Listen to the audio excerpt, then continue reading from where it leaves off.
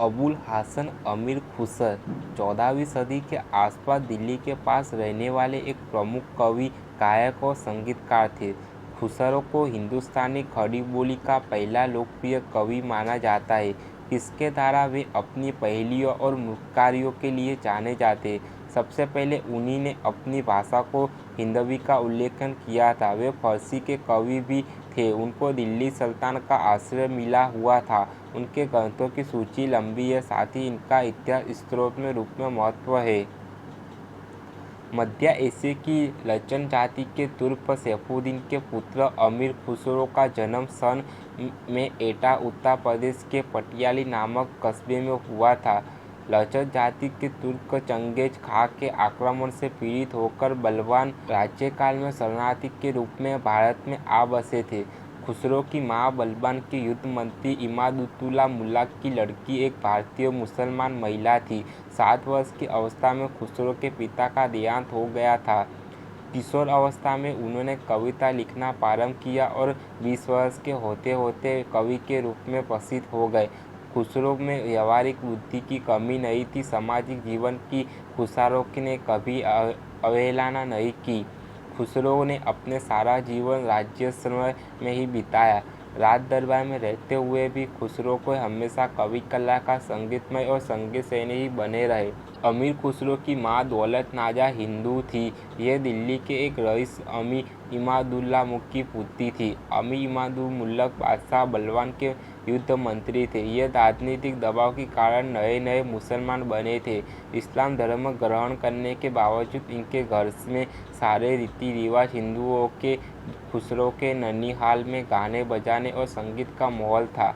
खुसरो के नाना को पान खाने का बेहद शौक था। इस पर खुसरो ने ताबोला नामक एक मानसनावी भी लिखी है। इस मिले जुले घराने एवं दो परंपराओं के मेल का असर किशोर खुसरो पर पड़ा। वे जीवन में कुछ अलग हटकर करना चाहते थे और वाकई ऐसा हुआ भी। खुसरो के श्याम वर्ण रईस नाना इमादुल्ला मुल्क और पिता अमीर सैफुद्दीन दोनों ही चिश्ती सूफी संप्रदाय के महान सूफी साधक एवं सद हजरत निजामुद्दीन औलिया उर्फ सुल्ताना मशयख के भक्त अथवा मुरीदा थे। उनके समस्त परिवार ने एलिया साहबाद में धर्म दीक्षा ली थी। उस समय खुसरो केवल 7 वर्ष के थे। 7 वर्ष की अवस्था में खुसरो के पिता का देहांत हो गया, किंतु खुसरो की शिक्षा दिशा में बाधा नहीं आई। अपने समय के दर्शन तथा विज्ञान में उन्होंने विद्वता प्राप्त की, किंतु उनकी प्रतिभा बाल्य अवस्था में ही कार्यमुक्त थी। किशोर अवस्था में उन्होंने कविता लिखना प्रारंभ किया और 20 वर्ष के होते होते कवि के रूप में प्रसिद्ध हो गए।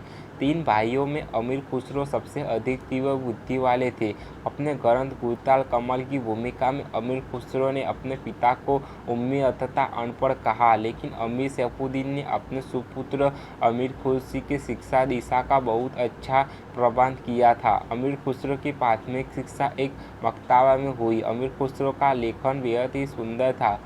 खुसरो ने अपने फारसी दीवाना तुहफतुस सिंह की छोटी उम्र का तोहफा हिजरी सन में स्वयं ही इस बात का जिक्र किया है कि उनकी गहन साहित्य अभिरुचि और काव्य प्रतिभा देखकर उनके गुरु सैफुद्दीन या असरुद्दीन मोहम्मद उन्हें अपने साथ नायब कोतवाल के पास ले गए। वहाँ एक अन्य महान विद्वान खजाना इजुद्दीन बैठे थे। गुरु ने इनकी काव्य संगीत प्रतिभा तथा मधुर संगीतमय ध्वनि की अत्यंत तारीफ की। ख्वाजा साहब ने तब अमीर खुसरो से कहा कि मुँह, बेंच, तीर और खरबूजा, इन 4 बेजोड़ा बेमेल और बेतराबी चीज़ों का एक अशार इस्तेमाल करो।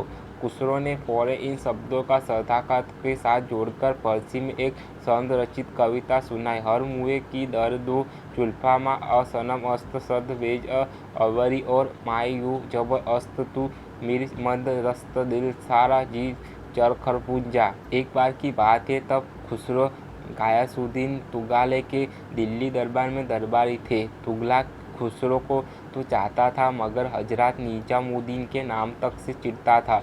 खुसरो को तुगलक की यही बात नागवार गुजरती थी, मगर वह क्या कर सकता था। बादशाह का मिजाज। बादशाह एक बार कहीं बाहर से दिल्ली लौट रहा था, तभी चिढ़कर उसने खुसरो से कहा कि हजरत निजामुद्दीन को पहले ही आगे जाकर यह संदेश दे दे कि बादशाह के दिल्ली पहुंचने से पहले ही वे दिल्ली छोड़कर चले जाए। खुसरो को बड़ी तकलीफ हुई, पर अपने संतान को यह संदेश कहा और पूछा, अब क्या होगा? कुछ नहीं खुसरो, तुम घबराओ मत। हनूज दिल्ली दूरस्थ, यानी अभी बहुत दिल्ली दूर है। सचमुच बादशाह के लिए दिल्ली बहुत दूर हो गई। रास्ते में ही एक पड़ाव के समय वह जिस खेमे में ठहरा या भयंकर अगड़ से वह टूटकर गिर गया और फलस्वरूप उसकी मृत्यु हो गई। तभी से यह कहावत अभी दिल्ली दूर है पहले खुसरो की शायरी में आई, फिर हिंदी में प्रचलित हुई। 6 वर्षों तक ये जलालुद्दीन खिलजी और उसके पुत्र अलाउद्दीन खिलजी के दरबार में भी रहे। ये तब भी अलाउद्दीन खिलजी के करीब थे जब उसने चित्तौड़गढ़ के राजा रत्नसेना की पत्नी पद्मा की हासिल करने की ठान ली थी। तब यह उसने दरबार के खुसरो ए शायर के खिताब से सुशोभित थे। इन्होंने पद्मिनी को बाल के जोर पर हासिल करने के प्रति अलाउद्दीन खिलजी का नजरिया बदलने की कोशिश की, यह कहकर कि ऐसा करने के असली खुशी नहीं है, असली हृदय पर शासन स्नेह से ही किया जा सकता है और सच्ची राजपूतानी जान देगी और आपसे उसी हासिल नहीं कर सकेगी। रात समय वह मेरे आवे, भोर माए वह गढ़ उठी जावे। यह अचरज है सबसे न्यारा, ये सखी सजन ना सखी तारा।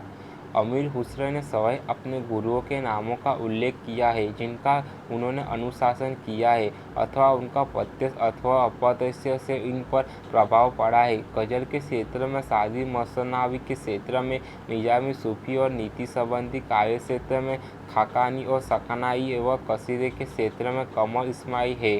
खुसरो की गज़लें तो भाव और कला की दृष्टि से इतनी उत्तम है कि बड़े बड़े संगीतमय उन्हें गा गा कर लोगों को आनंद विभोर करते थे।